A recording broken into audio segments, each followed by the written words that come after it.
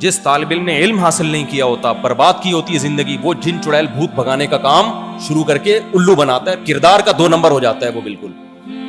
یہ بھی 2 نمبر یہ کردار کی کہ کوئی علم ہے نہیں، آپ نے الو بنانا شروع کر دیا.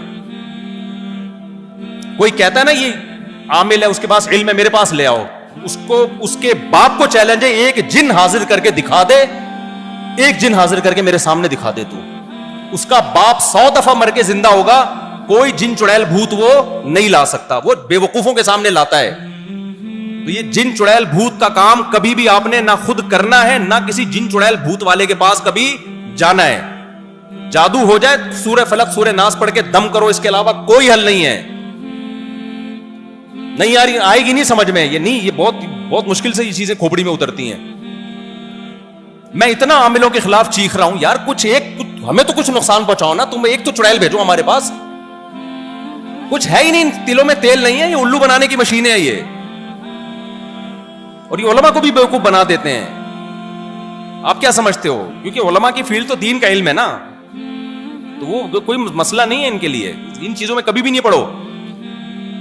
یہ ان لوگوں کے کام ہے جن کے پاس نہ دین نہ دنیا، فارغ ہوتے ہیں تو پھر یہ جن چڑیل بھوت اور فلاں نے کر دیا، ڈمکانے نے کر دیا، فلاں نے یہ کر دیا، یہ ان کے، اور پھر اس پہ ہوتا بھی رہتا ہے، ہوتا رہے گا. تھوڑے دن میں کبھی چڑیل آئی بھی ہوگی، بھوت آیا ہوگا، کبھی جن آیا ہوگا. اللہ کا شکر ہے ہمارے 16 بچے ہیں، اور اللہ کا بڑا فضل، اللہ نظر بس سے بچائے. نہ ہم نے کبھی تعویذ ڈالا، بیماریاں بھی آئیں، صحتیں بھی آئیں، نہ ہم کبھی عامل کے پاس گئے، نہ ہم کچھ بھی نہیں کیا. میرے گھر سے تو تعویذ بھی نکلے ہیں، تعویذ نکلے. ہماری دشمنیاں بھی بہت ہیں، آپ کیا سمجھتے ہو؟ میں نے تعویذ اٹھایا، میں نے کہا لطیفہ ہے، تعویذ اٹھا کے پھینک دیا. میں نے کہا کچھ نہیں ہوتا، اتنا چڑیل آئے گی، چڑیل آئے گی رکھ کے ٹماٹ لگائیں گے سکی طرح سے. چڑیل آئے گی اس کو بیوٹی پاؤڈر بھیج کے شادی کر لوں گا اس سے، بہترین آپشن. کیا خیال ہے؟ آج کل بیوٹی پارلر میں چڑیلوں ہی کو تو تیار کیا جاتا ہے. بہت سی خوبصورت بھی ہوتی ہے لیکن بہت سی چڑیلیں بھی ہوتی ہیں. پینٹنگ کا کام ہو رہا ہے آج کل بیوٹی پارلر میں، پورے رنگ کے ڈبے خالی ہوتے ہیں. اور اب تو پلاسٹک سرجری بھی ہو رہی ہے. دلہن اپنی، حرام ہے یہ پلاسٹک سرجری، لیکن اپنی مرضی سے چڑیل کو تو صحیح کروا سکتے ہیں نا، پلاسٹک سرجری کر کے اس کو بنوا لو. آرڈر پہ مال تیار ہوتا ہے، بعض بیوٹی پارلر ایسے ہیں آرڈر پہ مال تیار ہوتا ہے، آپ کو جس قسم کی دلہن جس ڈیزائن کی چاہیے وہ بنا دیتے ہیں.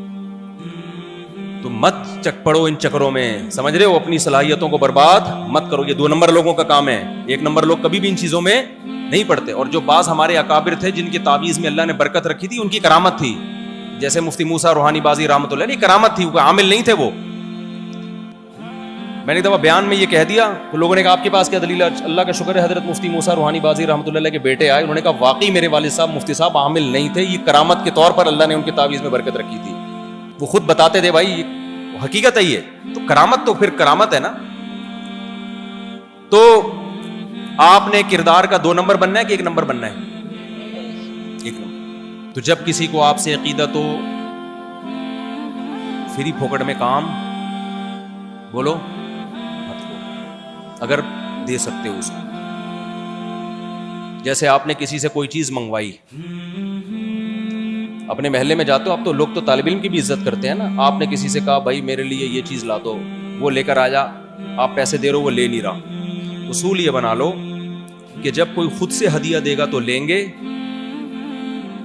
اگر آپ نے خود اس سے کوئی چیز منگوائی ہے تو آپ پیسے اس کو دو گے. ہمارے حضرت کا یہی اصول تھا. حضرت کو کوئی خود سے لا کے ہدیہ دیتا قبول کرتے، لیکن حضرت جب کوئی چیز منگواتے اور کہتے پیسے نہیں لوں گا، حضرت کہتے پیسے لینے پڑیں گے آپ. وجہ اس کی ہے کہ بعض دفعہ سامنے والا شرم اور مروت میں پیسے نہیں لے رہا ہوتا، اور بعض مذہبی لوگ اس کی شرم سے ناجائز فائدہ اٹھاتے ہیں. سمجھتے ہو کہ نہیں سمجھتے؟ تو کبھی لوگوں کی جیب پہ نظر نہیں رکھنی. ایک قصہ سنا کے بیان ختم کرتا ہوں، یہ تو بہت اہم ٹاپک ہے. اخلاقیات کیا ہیں، بہت اہم ٹاپک ہے. ایک قصہ سنا کے، اپنے واقعات کا مقصد شو مارنا نہیں ہے، انسان اپنی خوبیاں بیان کرتا ہے، اپنی خامیوں کو چھپاتا ہے. تو میں جو 2-4 واقعات سنا رہا ہوں اپنے، اس سے آپ یہ نہ سمجھیں کہ بہت پہنچے ہوئے بزرگ ہیں. جو میرے اندر خامیاں وہ تھوڑی میں بتاؤں گا آپ کو.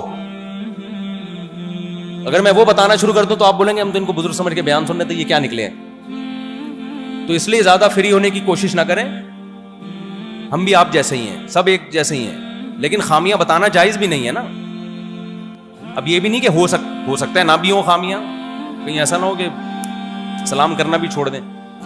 میں یہ کہہ رہا ہوں کہ نہ ہم مدعی ہیں, نہ ہم اپنی خامیوں کو اعتراف کر رہے ہیں آپ کے سامنے. اگر ہمارے اندر کوئی خامی ہوگی کس کے سامنے اعتراف کریں گے؟ اللہ کے سامنے کریں گے. تو میرا مقصد ہے کہ جب کوئی اپنی تعریفوں کے واقعات سنا رہا ہو تو خوش فہمی میں مبتلا نہیں ہونا چاہیے. وہ تو ہر موٹیویشنل اسپیکر سنائے گا, اس کا فرض بنتا ہے موٹیویشن کے لیے سنائے, لیکن اس سے آپ اس کو بزرگ سمجھنا نہ شروع کر دیں, کیونکہ ہو سکتا ہے خامیاں بھی ہوں اور خامیاں بتائی نہیں جاتی, اور یہ بھی ہو سکتا ہے کہ نہیں بھی ہو خامیاں.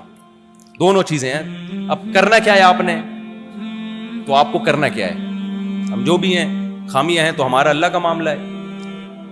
تو میں آپ کو یہ واقعہ اس لیے سنا رہا ہوں کہ یہ غلطیاں مذہبی لوگ کرتے ہیں, لوگوں کی جیبوں پہ نظر رکھتے ہیں. ہمارے حضرت نے ایک واقعہ سنایا اور میں نے یہ تجربہ کیا. حضرت نے فرمایا کہ اگر کوئی شخص صبح و شام آپ کی خدمت کر رہا ہو, آپ نے اگر خود اس سے خدمت کا بول دیا, مانگ لیے, خاص طور پہ پیسے مانگ لیے, اس کے دل میں آپ کی 2 ٹکے کی ویلیو نہیں رہے گی. روزانہ کوئی شخص آپ کو ہدیے لا کے بھی دے رہا ہوں نا پیسوں کی شکل میں, خود سے کبھی نہ مانگو, نہ دل میں لالچ رکھو, یہ عزم کر لو. دیکھو میری جب تیسری شادی ہونے والی تھی نا معذرت کے ساتھ, تو میرے پاس ایک ایف ایکس تھی, پھٹ پھٹی سی ایف ایکس, یاد ہوگا آپ لوگوں کو, جو پرانے لوگ ہیں ان کو پتا ہوگا.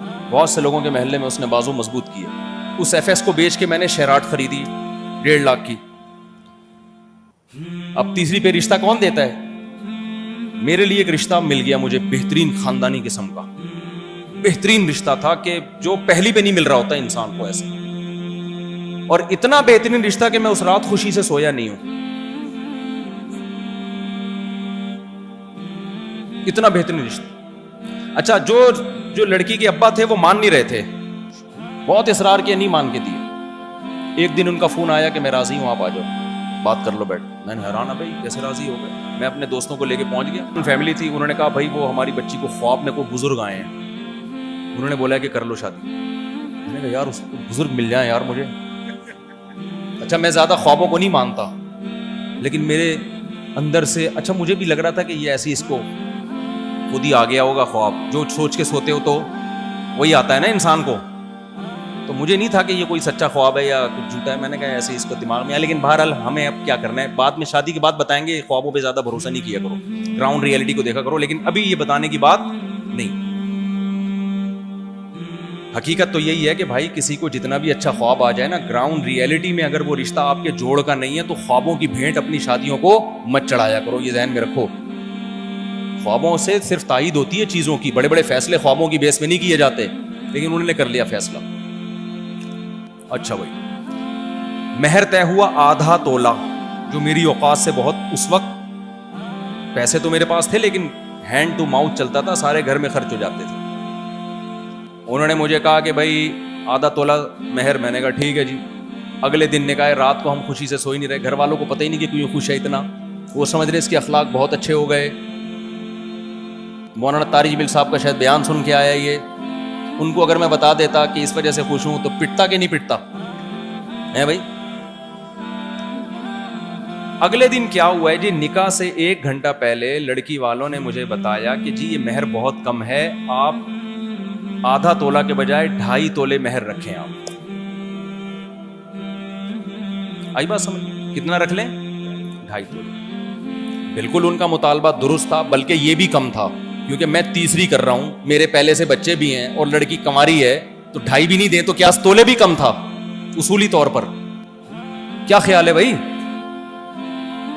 جب آپ تیسری کر رہے ہو, یہ تو ان کا ظرف ہے کہ وہ 2.5 میں مان گئے, ورنہ 2.5 بھی وہ بھی صرف اس لیے کہ بھائی مولوی آدمی ہے, دیندار آدمی, دین کی بیس پہ کر رہے تھے. انہوں نے کہا مفتی صاحب اب ہم اپنی بیٹی, کنواری بیٹی آپ کو دے رہے ہیں, تو اب یہ آدھا تو نہیں نا, 2.5 تو بنتا ہے. ان عورتوں نے ان کو بولا تھا کہ بھائی یہ کیا کر رہے ہو, کچھ تو بڑھاؤ. وہ تو عورتیں تو 10 تولہ کہہ رہی تھی, لڑکی کے ابا نے کہا 2.5 تک لے آؤ.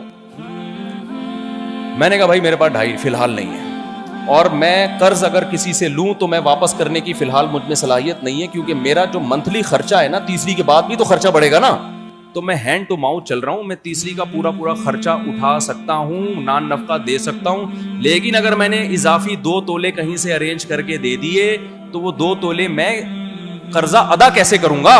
میرے پاس کہاں سے پیسے آئیں گے؟ یا تو ہوتا نا چلو اگلے مہینے میں دے دوں گا, 2 مہینے بعد کہیں سے BC کھلنے والی ہے, پھر تو ٹھیک ہے, لیکن مجھے پتا ہے بھائی میں 2 مہینے بعد بھی نہیں دے سکتا, تو میں کیوں اگلا میرے پیچھے پیچھے میں آگے یہ کیا ہوا؟ انہوں نے کہا آپ کے اتنے تعلقات, واقعی میرے بڑے تعلقات تھے, میرے کروڑ پتی لوگوں سے تعلقات تھے جن کے لیے 2 تولے کی حیثیت 2 ٹکے کی نہیں ہے. ان کو تو بتاؤ نا 2 تولے چاہیے, وہ ہنس پڑے کہ یار مولوی صاحب اتنے عرصے کے بعد کچھ مانگ رہے ہو تو 2 تولے, یہ کیا بات ہے؟ نہیں, یہ بات میرا خیال ہے سمجھ میں. اب یہ میری آزمائش تھی. اب یہ کیا تھی؟ اس نے کہا آپ کا فلاں دوست ہے, فلاں دوست ہے, ادھار مانگ لو. میں نے کہا یار ماں بیمار ہو, بستر مرگ پر ہو, ڈاکٹر کہیں علاج کے پیسے ہوں گے تو بچ جائے گی, نہیں تو پھر بندہ کسی سے ادھار مانگتا ہوا اچھا لگتا. لوگوں کی ایک نہیں ہو رہی, ہم تیسری کے لیے لوگوں سے کیا مانگے؟ قرضہ مانگتا مل جاتا, یقین تھا مجھے فوراً ملے گا. کل انگلی اٹھتی میرے اوپر کہ یار اس کے پاس پیسے تھے نہیں, اور مجھے لوگوں کی بھی پرواہ نہیں تھی. مجھے حضرت کا ایک قول یاد آ رہا تھا. حضرت نے ایک طالب علم کو کسی سے ادھار مانگنے پر مدرسے سے نکال دیا. حضرت نے فرمایا مولوی ہو کے کسی کے سامنے ہاتھ کیسے پھیلا لیا؟ مولوی کا تو ایک اسٹینڈرڈ ہوتا ہے, مولوی تو بادشاہ ہوتا ہے, شہزادہ ہوتا ہے, وہ کبھی کسی کے سامنے ہاتھ نہیں پھیلاتا, بھوکا مر جاتا ہے. میں نے کہا میں قیامت کے دن حضرت کو کیا منہ دکھاؤں گا کہ ایک طالب علم پہلی شادی کے لیے قرضہ مانگ رہا تھا, حضرت نے اس کو نکال دیا, تو کمبخت 2 کر کے بیٹھا ہوا ہے, تیسری کے لیے قرضہ مانگ رہا ہے. رات میں خوشی سے سویا نہیں ہوں. کتنی بڑی آزمائش تھی کہ نہیں تھی؟ لیکن اللہ کا یہ فضل ہے, میرے دل میں وسوسہ بھی نہیں آیا کہ کسی سے ادھار مانگنا ہے. وسوسہ جسے کہتے ہیں نا, وہ بھی نہیں آیا.